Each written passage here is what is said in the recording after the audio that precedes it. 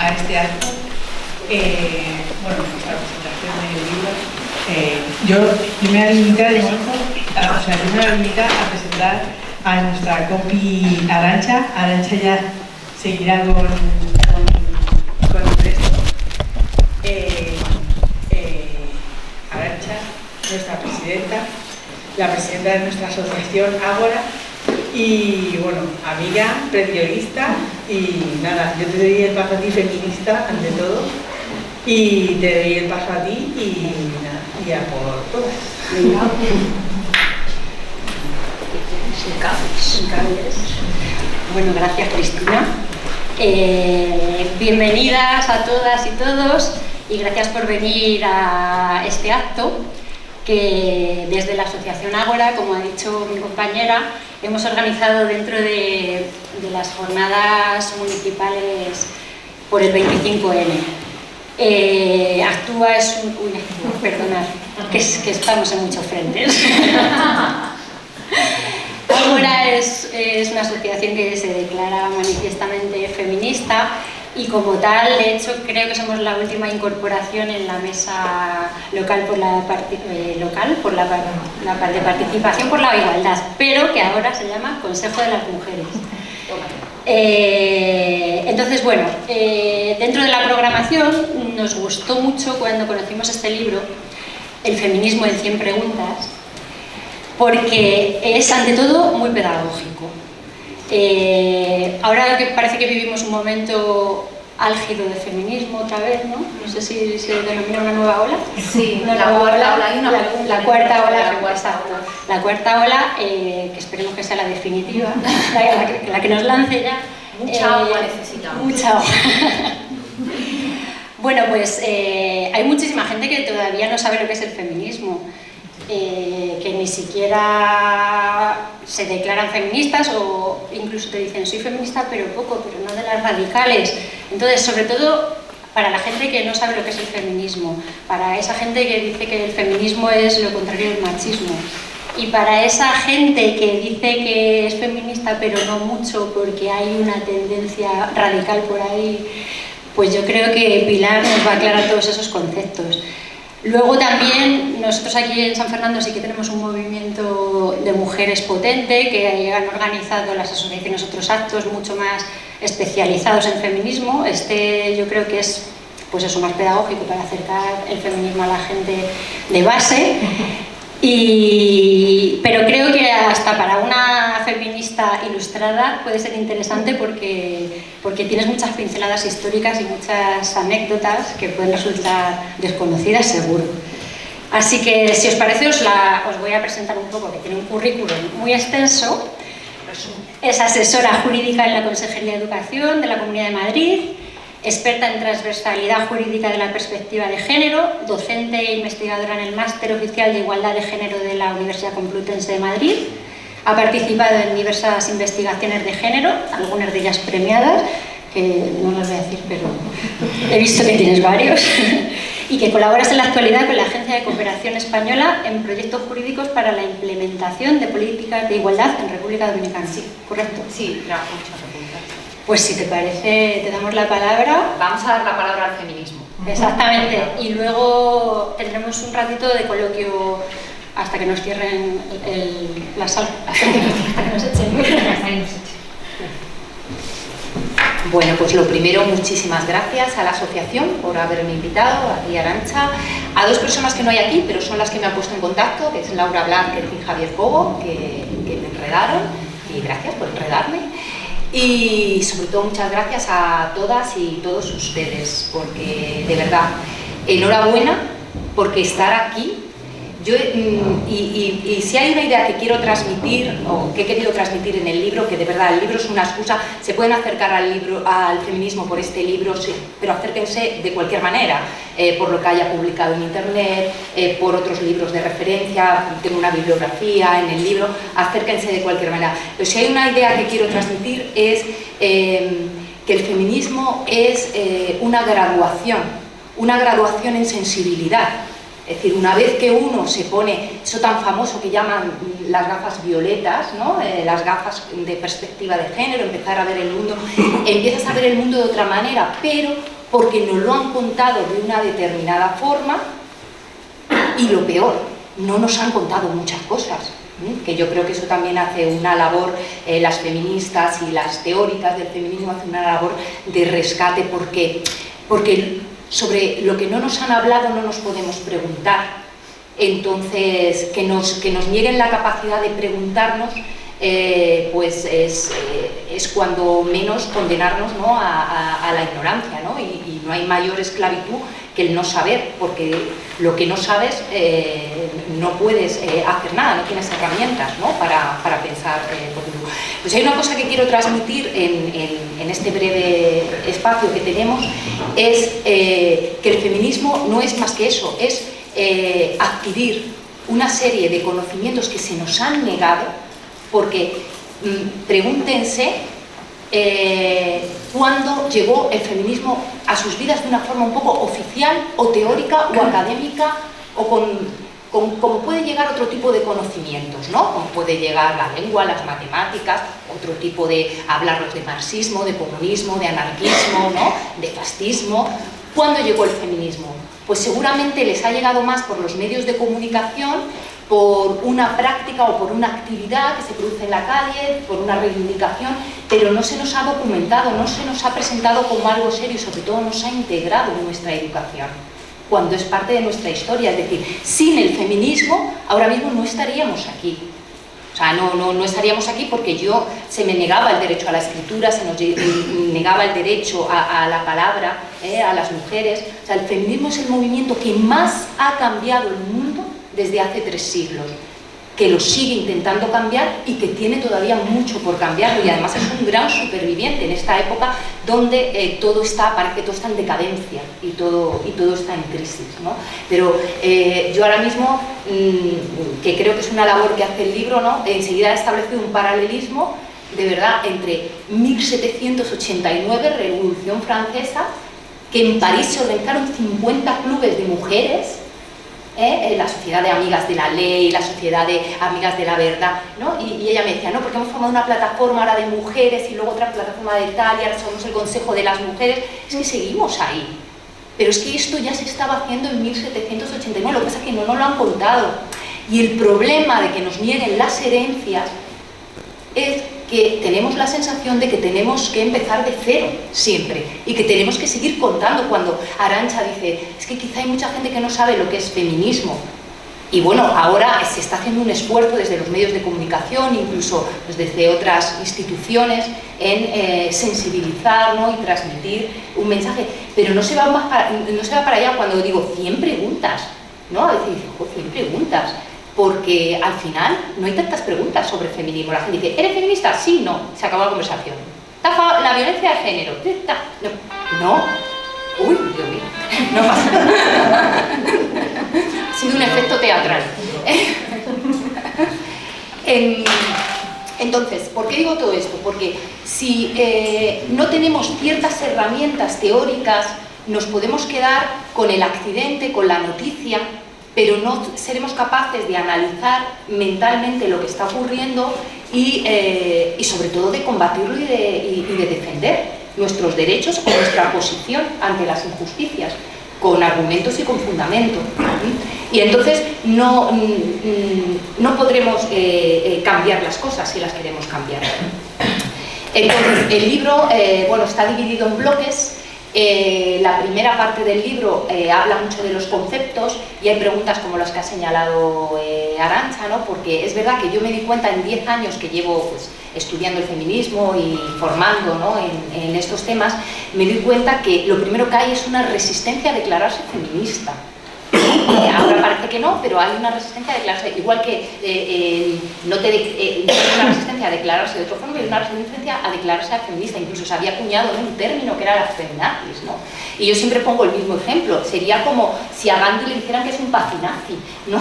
Es decir, no, vamos a ver, el feminismo, si nosotros entendemos de dónde viene, no tendremos más remedio que declararnos feministas. Igual que, porque el feminismo no es más que ser un demócrata radical o una demócrata radical. Es decir, tenemos que entender que en la Revolución Francesa, cuando por fin se declara que los hombres nacen libres e iguales sin derecho, esa es una declaración que se hace con un fundamento, que ya no te condiciona la sangre, el nacimiento, sino que todos somos sujetos de derechos, porque todos tenemos una cualidad, que es la cualidad que nos define como seres humanos, que es la razón. Todos podemos razonar, podemos pensar. Y en el siglo XVII ya había un filósofo, que es Poulain de Barré, que decía, la mente no tiene sexo. Esto en el siglo XVII, ya lo decía Poulain de Barré. Pero en esa Revolución Francesa, es lo que no nos han contado, no solamente salió derrotado el absolutismo o la monarquía absoluta, también salieron derrotadas las mujeres, pero lucharon y resistieron, y luego fueron resistiendo fuera del poder. En 1789 se hizo una declaración de derechos de la mujer y la ciudadana, que la hizo Olympia de Gauche, ¿no? La cual a mí nadie me la contó cuando yo estudié historia, pero resulta que en 1789 hay una declaración de derechos del hombre y del ciudadano, pero hombre no estaba utilizado como genérico, ahora que dice la RAE, ¿no? Que en hombre estamos todos. Pues ahí el hombre era el hombre, además era el hombre blanco, propietario, varón, de una determinada. O sea, nuestras democracias nacen muy pequeñitas, nacen muy excluyentes, muy elitistas. Y las mujeres desde un principio, porque además combatieron en la calle, en la Revolución Francesa, querían entrar ahí, pero no se las dejó. Y lo pagaron muy caro. Olympia de Gauche, que defendió, dijo unas proféticas palabras. Dijo, si yo tengo derecho si yo tengo derecho a morir en el cadalso, es decir, si me pueden condenar a muerte, porque el derecho penal, yo siempre lo digo, siempre ha sido muy igualitario con las mujeres, es decir, para pagar multas, impuestos, no sé qué, ahí siempre éramos ciudadanas, ¿no? También tengo derecho a subir a la tribuna, ¿no? Entonces, y se defendió ya sola en el juicio, ¿no? Que la acusaron contra el rey y tal. Y al final la justiciaron, murió, guillotinada, Olympia de Gauche. Y con ella pues estaba Mary Wollstonecraft, que bueno, murió también, murió de fiebres de posparto, también muy joven, que es la madre de Mary Shelley, la que escribió Frankenstein. Luego estaba Condorcet. Los hombres no morían tanto, de los hombres que se apoyaban la causa de las mujeres, no, estaba Condorcet, que se enfrentó a Rousseau y decía, no, vamos a ver, aquí hay una incoherencia teórica, pero esto ni nos lo han contado en filosofía, ni nos lo han contado en historia, y defendió este filósofo, con Poulain de Barré, defendió que no era coherente, que tú no podías defender el atributo de la razón, y además ya ahí en el siglo XVIII,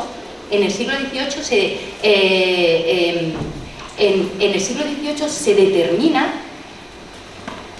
que la desigualdad o la jerarquía entre los sexos no depende del intelecto. Es decir, que uno estar a favor o en contra, que eso es vital, de la igualdad entre hombres y mujeres no depende de lo inteligente que seas. Eso es muy importante, porque eso es a mí algo que me ha atormentado durante todos mis años de estudio del feminismo, porque decía, ¿por qué personas tan inteligentes o tan cultivadas porque es una cuestión de sensibilidad?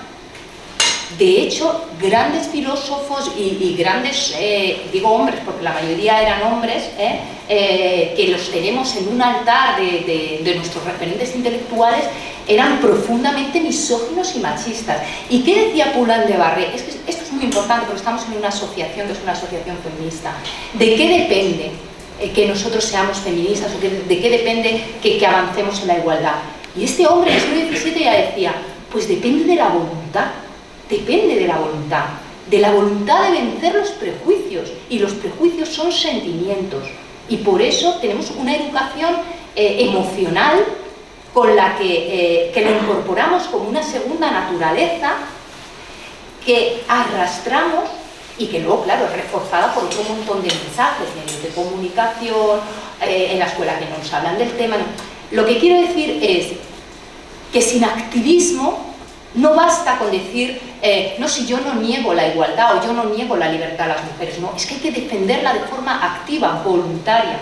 ¿Sí? Hay que poner energía en ello, porque si no la inercia de la socialización nos lleva a mantener una estructura desigualitaria en nuestra sociedad, una estructura de poder.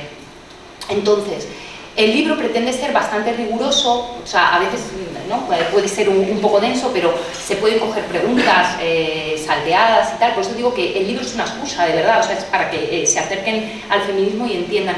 Porque ahora que estamos celebrando las jornadas de la violencia de género de la que se está hablando tanto estos días y se intenta analizar, pero no tienen la sensación de que los mensajes se repiten, pero no se profundiza demasiado. Es decir, yo oigo mucho la clase, es que la violencia de género, y eso lo vamos a abrir en el coloquio para que lo podamos discutir, la violencia de género es aquella en la que las mujeres sufren violencia por el hecho de ser mujeres. ¿Qué quiere decir eso? Yo cuando oigo esto digo, pero ¿cómo recibe ese mensaje la gente? Porque yo, antes de estudiar el feminismo y de ver su historia y de entender los conceptos y de cómo se han construido, yo esa frase me dejaría, vamos, indiferente por el hecho de ser mujer. ¿Qué quiere decir eso? Eso, por ejemplo, no se puede entender si no nos han enseñado como matemáticas. Tú no puedes multiplicar si no sabes sumar. Si no nos han enseñado el concepto de género y qué significa el género. Si no nos han enseñado que sobre nuestra biología, porque somos diferentes, hombres y mujeres, bueno, que claro, sería un debate muy amplio, pero también es verdad que esto también está en cuestión, lo del binario de los sexos. Pero bueno, somos diferentes, hombres y mujeres, biológicamente. Pero a esa diferencia biológica se le ha superpuesto una diferencia cultural, económica, social, jurídica, y eso es el género. El género es una segunda piel sobre la biología, y resulta que esa segunda piel que nos ponen desde antes de nacer supone distintos pasaportes de libertad para vivir y para recorrer este mundo y este planeta. En algunos países como el nuestro, bueno, ni tan mal. En otros países supone la condena a la esclavitud total, a no tener el mínimo derecho a la educación, a tener tus propios recursos, a poder decidir sobre tu cuerpo, con todo lo que esto significa. Entonces es muy importante que entendamos el concepto de género, es decir, ¿qué es la violencia de género? La violencia de género, y se utiliza siempre que oigan la palabra género, lo que estamos diciendo es que hay unas relaciones de poder en cómo nos relacionamos hombres y mujeres. Pues hay otra pregunta en el libro, lo de, es verdad que había un programa de televisión, que es que todo esto se manipula mucho, la guerra de los sexos. ¿Qué guerra? ¿Qué guerra es esta? Nunca hubo un movimiento. Si algo ha demostrado el feminismo es que es un pacifismo. De hecho, Gandhi nombra a las feministas, ¿no?, como ejemplo, y Martin Luther King, y Nelson Mandela. O sea, nunca ha habido un movimiento que haya demostrado desde fuera del poder tanta perseverancia, tanta santa paciencia, y que no haya sido violento. Lo máximo que ha hecho, pues, no sé, bueno, las bajas de hecho han estado siempre en filas propias, ¿no? Lo máximo que ha hecho, no sé, que ya cuando las inglesas se hartaron, pero claro, yo cuando explico, cuando la rama de las sufragistas inglesas, las sufragetes, ¿no?, se rebelaron y tal, es que las pobres estaban ya, yo siempre doy el dato, ¿no?, porque eso es otra cosa, que el feminismo tiene que ir con los datos, porque si no, las apariencias, las inglesas, ¿saben cuántas veces les dijo el Parlamento británico que no? Cuando iban con sus papeles a pedir el derecho al voto, a decir que ellas querían ser ciudadanas, que querían votar, que estaban educadas, que tal, 1822 veces le dijeron que no. O sea, 1800, santa paciencia, las feministas. Entonces empezaron, pues eso, se metían en reuniones, interrumpían a los políticos, quemaban campos de golf y pusieron una pequeña bomba, pero no había nadie en casa, se aseguraron que no hubiera nadie en casa, ¿no? Eran pequeños actos porque llegó un momento que dijeron, no se puede cambiar la ley desde fuera de la ley porque no avanzamos. Y aún así las encarcelaron. Las encarcelaban, hacían huelgas de hambre, las alimentaban por la fuerza y aún así no consiguieron el derecho al voto. Lo que ocurrió es que estalló la guerra y una de las máximas dirigentes de todo este movimiento, Churchill, que decía que tener una mujer en el Parlamento era más incómodo que tenerla en el baño, ¿ves? Sentimiento, porque era un hombre muy inteligente. Churchill dijo, ¿a quién le encomiendo yo la organización de la resistencia en las ciudades a la guerra? Pues a la líder de las feministas. Y cogió a la Panskurt y la puso a organizar toda la resistencia. Y así le fue de bien. Claro, y cuando terminó la guerra no les quedó más remedio, porque ya era vergonzoso darles el derecho al voto. Entonces, todo esto, que les estoy contando aquí en un límite de tiempo, imagínense que esto se cuenta desde la escuela por gente que lo haya estudiado, que lo sepa, se va desgranando, se va informando, se va...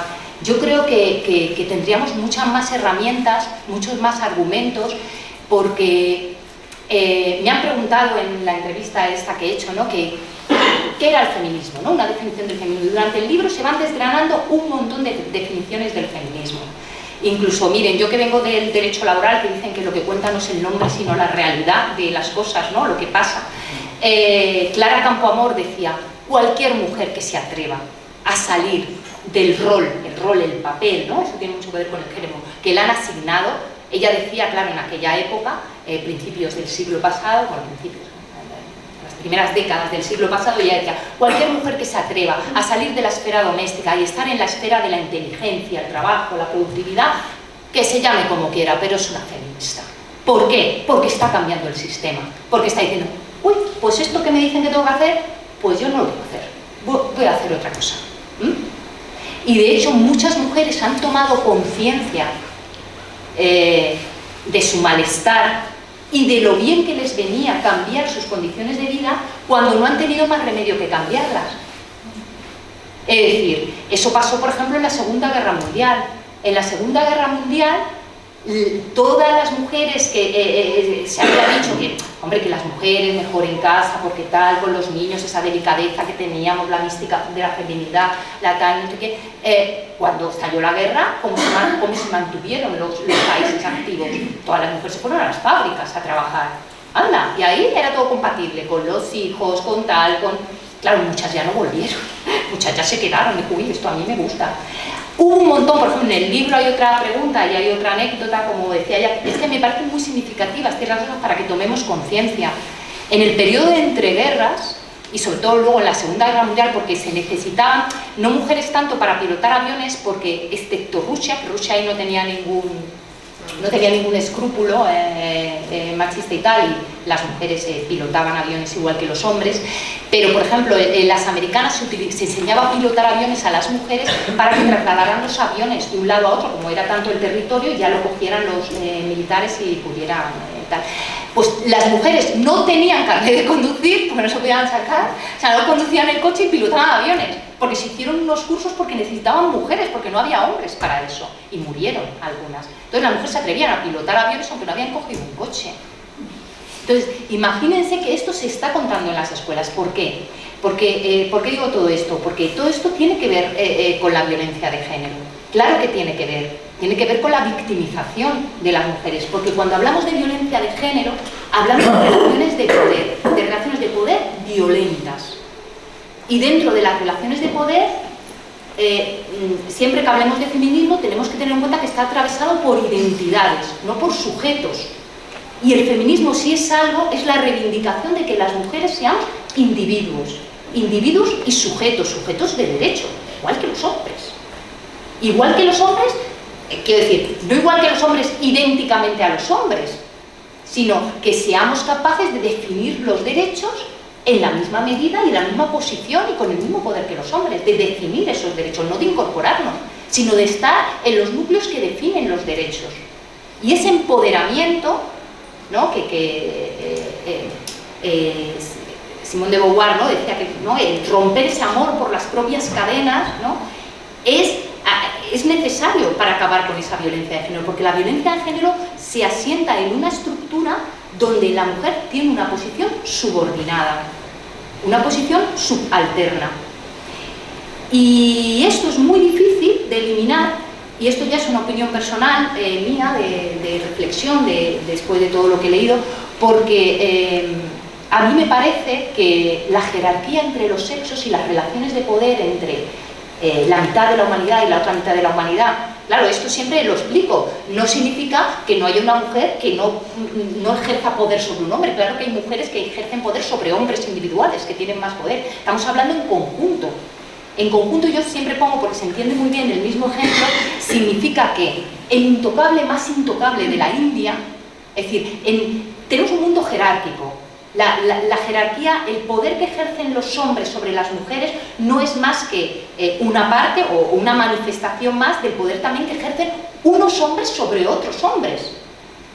Por eso Victoria Sau decía que el feminismo era la revolución total, porque dice que nosotros aprendemos la discriminación y aprendemos la jerarquía en los sexos, en esa distribución de poder. ¿Por qué? Y sobre todo eso se ve muy bien porque en las épocas de crisis y en las épocas tanto de crisis de valores y de escasez de recursos, las mujeres se las traslada de nuevo a su papel tradicional y sufren mucho más esas épocas de crisis. ¿Por qué? Porque, como decía, es que el intocable más intocable de la India, por terminar el razonamiento, puede tener una mujer por debajo. Eso quiere decir que en las dobles, triples y superposición de discriminaciones siempre puede haber en última instancia una mujer. Hasta que eso no se rompa, porque claro que vivimos en un mundo jerárquico, claro que también hay hombres explotados, claro que también hay hombres que sufren violencia, pero no por esa relación de poder entre los sexos que se incorpora con un permiso emocional. Y yo digo desde antes de nacer. Yo cuento una anécdota en el libro porque me parece muy clara para explicar todo el concepto de género. Cuando yo estaba embarazada de mi hija, que está aquí,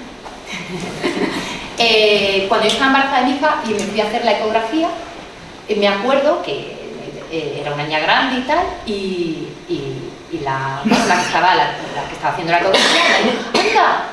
Es que es muy... A partir de ahora, fíjense, porque fíjense un poco en la atmósfera cultural que vivimos, que tienes que estar alerta, porque el feminismo es eso, es una alerta, es una resistencia constante, un pensamiento crítico, es cuestionar, ¿no? Nuestras inercias, ¿no? Yo me tengo que corregir constantemente muchas veces. Y entonces dice: anda, dice, ¿qué piernas más largas tiene? ¿Bailarina o modelo? Claro, bailarina o modelo. Claro, si yo no estuviera con estudios de género, hubiera dicho: qué bien, bailarina o modelo, qué guapa mi niña. Hombre, no. Si hubiera sido estamos hablando de una ecografía, no había nacido. O sea, ¿qué no había nacido? Eso es el género. Eso es el género. O sea, el género es una proyección y no saben cómo nos influyen las proyecciones, ¿no? ¿Cómo nos influyen? Cuanto menos capaces nos creen de hacer una cosa, menos capaces nos sentimos de hacerla. Y a las mujeres, y a las niñas sobre todo, hay un mensaje, eso Bourdieu, hay otra pregunta sobre la violencia simbólica, aunque se habla tanto de la violencia física, pero la violencia simbólica. Hay un constante bombardeo de pequeñas llamadas de atención a tu posición. Y con el recuerdo, eso lo decía también en el siglo XVII ya Poulain de Barrés, si es que ya lo dijo todo, nosotros hemos seguido avanzando, pero en realidad este hombre, él lo decía claramente, el ser humano, además cuando decía, bueno, la justicia y la igualdad no dependen tanto del intelecto, dependen de la voluntad, y si dependen de la voluntad, para cambiar eso, o sea, para conseguir más justicia, para conseguir más igualdad, necesitamos refuerzos, porque el hombre se mueve por castigo y recompensa. Entonces tenemos que pensar qué nos está haciendo ser injustos o ser desigualitarios o tener estas relaciones de poder jerárquico, es decir, no colaborar, sino competir. ¿Y qué refuerzo es? Y el refuerzo de verdad es sutil y a veces es burdo, pero el refuerzo es el reconocimiento. Y eso genera muchísimo sufrimiento, el reconocimiento, y por eso es algo social. O sea, el avance a la igualdad tiene que ser un proyecto común, tiene que ser social, o sea, nos tenemos que reconocer. Tú eres feminista, qué bueno que eres feminista. Gracias por ser feminista, te reconozco como feminista. No, es que es feminista. Yo ahí no.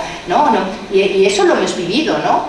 Y bueno, y en los foros y en las reuniones políticas, ¿no? Ya están las feministas. Bueno, es que eso es porque es feminista, ¿no? No, es que estoy hablando de economía, eso también lo digo en el libro, es que estoy hablando de economía desde la perspectiva de género, y lo que digo es lo que ya dijo Flora Tristán, que la proletaria es el proletario del proletario, es decir, que la mano invisible, esta que nos explican en el liberalismo, en realidad son ejércitos de mujeres trabajando reproductivamente para que se pueda producir, que hoy lo hablábamos, el que esté todas y todos ustedes aquí a las 7 de la tarde es un esfuerzo, es un gran esfuerzo y tiene que ver con el género, por eso digo lo de la visión. ¿Por qué? Porque la ruptura de los roles tradicionales de género hace que las mujeres se incorporen a la vida pública y a la vida privada, pero como ni el mercado ni el Estado nos da posibilidades de corresponsabilidad, es decir, tenemos que seguir todos trabajando a muy alto nivel y con mucha competitividad, nos quitan el espacio político, nos quitan el espacio de cuidado, muchas veces o lo subcontratamos o lo apañamos, tenemos cadenas de cuidado generacional, abuelas, tal, o cadenas de cuidado de inmigrantes de otros países, que son mujeres también, porque son cadenas de cuidado femeninas, siempre. Con lo cual, es verdad, las mujeres en Occidente decimos, ¡oh!, nos hemos incorporado al mundo laboral. Ya, pero los hombres no se han incorporado al mundo de cuidado o al mundo reproductivo. Es que hasta el 2007 en este país, 2007, si la madre moría en el parto, no había baja de maternidad. O sea, el padre se iba a trabajar a los 2 días. O sea, yo que soy jurista, en las estructuras de las leyes se ve muy clara nuestra mentalidad. Es decir, ¿por qué? Porque ya se contaba que habría otra mujer. De hecho, la baja de maternidad, esto es un análisis, eso, cuando ella dice así muy rimbombante, se dedica a la transversalización de géneros, que yo siempre explico estos conceptos que son muy rimbombantes, simplemente es que miremos qué hay detrás de los mensajes que nos va lanzando. Después de la baja de maternidad está construida jurídicamente para que no te prohíben trabajar, o sea, está prohibido por ley que la mujer trabaje en las 6 semanas posteriores al parto, es la cuarentena tradicional, ¿no? Es un tema, en realidad esta se emite en incapacidad temporal, ¿vale? Lo lógico sería que el padre de la criatura, porque los hijos se tienen entre dos, ¿no? Aunque en este país lo de la institución de madre soltera, como si los padres nunca pudieran ser padres solteros. Lo lógico que en esas 6 semanas hubiera sido obligatorio y automático una baja de paternidad, porque la mujer no está de maternidad, está de incapacidad, no la dejan trabajar. ¿Qué se cuenta? Se cuenta que tiene alguien que le cuide a ella y al niño y a quien sea. Es decir, nuestros sistemas jurídicos y económicos cuentan con una estructura de cuidado gratuito y de trabajo reproductivo. Si esto cambia, señoras y señores, salta todo por los aires. Eso es lo que se refería a Victoria Sau. Por eso el sexo ha sido la gran resistencia de la democracia a la igualdad de derechos, porque sirve al sistema y porque sirve a un sistema económico ese reparto. Vamos a ver, en Estados Unidos, que es un país racista, votó antes el hombre negro que la mujer blanca. Las mujeres apoyaron la causa antiesclavista, como la causa abolicionista, como han apoyado todos los procesos de descolonización, mujeres blancas de clase alta, cultas, que no tenían necesidad de salir de su casa para tal. Apoyaron la causa antiesclavista, acogiendo refugiados en su casa, fueron al Congreso de Londres, que luego no se las dejó intervenir, lo tuvieron que escuchar detrás de unas cortinas, tal. Y cuando llegó el momento de que las apoyaran en la 14ª enmienda en la Constitución de Estados Unidos, pues los hombres negros dijeron, es que a lo mejor si os apoyamos nos lo quitan a todos. Entonces, gracias por vuestra colaboración. Esa es otra pregunta del libro. Al feminismo le han traicionado todas las causas. El abolicionismo, el comunismo, le han ido traicionando. Es decir, las mujeres se han utilizado siempre de infantería para salir a la calle, en las casas. Ahí no importaba coger las armas, tal, pero luego ya en el momento, eso lo dicen las argelinas, lo escribieron muy bien, que hemos ayudado a romper las barreras y cuando vuelven a poner las barreras nos dejan fuera, a nosotras. O sea, cuando llega el momento de repartir el poder, las mujeres se las deja fuera. Entonces, claro, luego ya las estadounidenses, cuando vieron que no las apoyaban y que consiguió antes el voto los hombres negros que las mujeres blancas de cualquier condición y clase, de ahora que estamos tanto con las identidades de yo soy de aquí, yo soy de allá, yo hablo tal, yo hablo no sé qué, dijeron, pues no, vamos a ver, las mujeres, da igual, es que nos han excluido a todas. Y eso todo viene, y por eso es importante entender de dónde viene, de que a las mujeres se nos negó la capacidad de la razón, porque se nos asimilaba a la naturaleza, porque mientras seamos naturaleza no participamos en el espacio público, porque nos dedicamos a cuidar. Entonces, el gran reto no es que todos dejemos de cuidar y todos salgamos de ese espacio, ¿no?, reproductivo, de cuidado, de afecto, ¿no?, que es el que nos humaniza. De hecho, creo que hay dos cosas que caracterizan al ser humano, nos identifican como especie, que solo hay una, ¿no? La raza humana, ¿no? Eso también lo decían mucho las feministas. Y una es nuestra necesidad de no estar solos, es decir, de hacer proyectos comunes con otra gente. Somos un animal social, colaborativo, cooperativo. Si hemos hecho algo en este mundo es a base de juntarnos y ponernos de acuerdo en construir cosas. Y dos, la capacidad de cuidarnos unos a otros. La capacidad, de hecho, cuando se descubren restos, ¿no?, de prehistóricos, ¿no?, y dice, uy, mira, hay un hueso que fue curado, o hay un tal, ya no es un homí, es un homo, no es un homínido, ¿no? Es una persona que ha cuidado. O sea, la humanidad está basada en esas dos cosas, ¿no? Entonces es importante saber que la exclusión de las mujeres del espacio público se ha mantenido hasta muy bien entrado el siglo XX en la mayoría de países europeos, y que el derecho al voto, que es la segunda parte un poco del libro, abre otra etapa en el feminismo, donde ya no se llama feminismo, sino que se llaman feminismos. Ya no se puede hablar de la mujer, sino de las mujeres, porque hay muchas condiciones, pero porque un grupo no sea homogéneo, porque de hecho es una de las reivindicaciones del feminismo. No somos idénticas, de hecho es el patriarcado la que nos considera un grupo idéntico. Nosotras somos todas diferentes porque somos individuos. Igual que no hay dos hombres iguales, no hay dos mujeres iguales.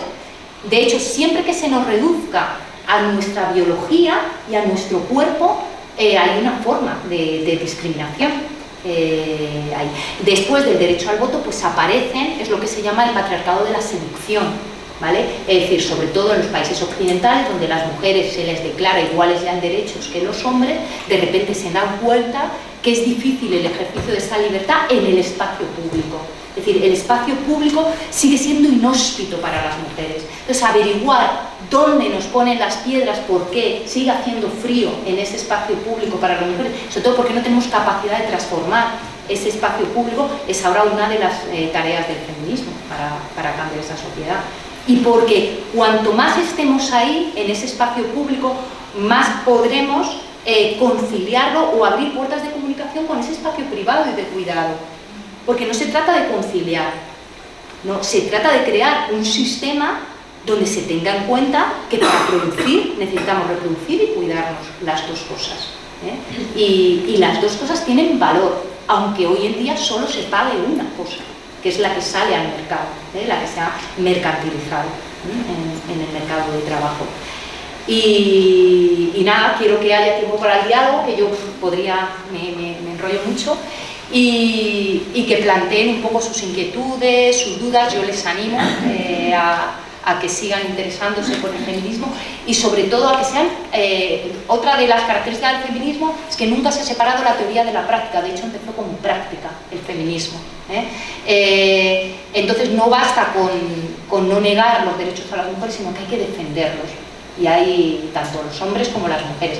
Y bueno, veo aquí también muchos hombres, fenomenal. Yo siempre digo que las mujeres son una orilla y los hombres son la otra, eso es claro. Eso es la igualdad.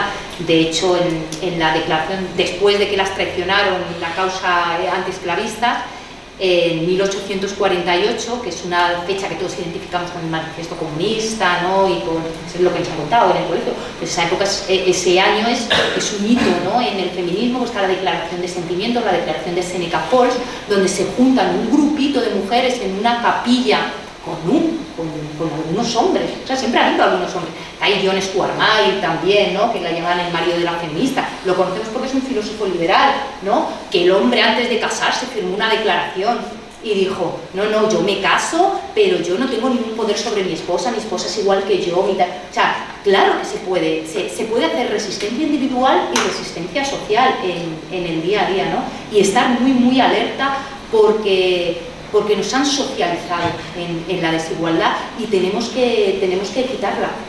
Tenemos que quitarla con voluntad y con refuerzo, reforzándonos unas a otras, unos a otras, ¿no?, todos. Así que muchísimas gracias por haber venido y espero sus intervenciones.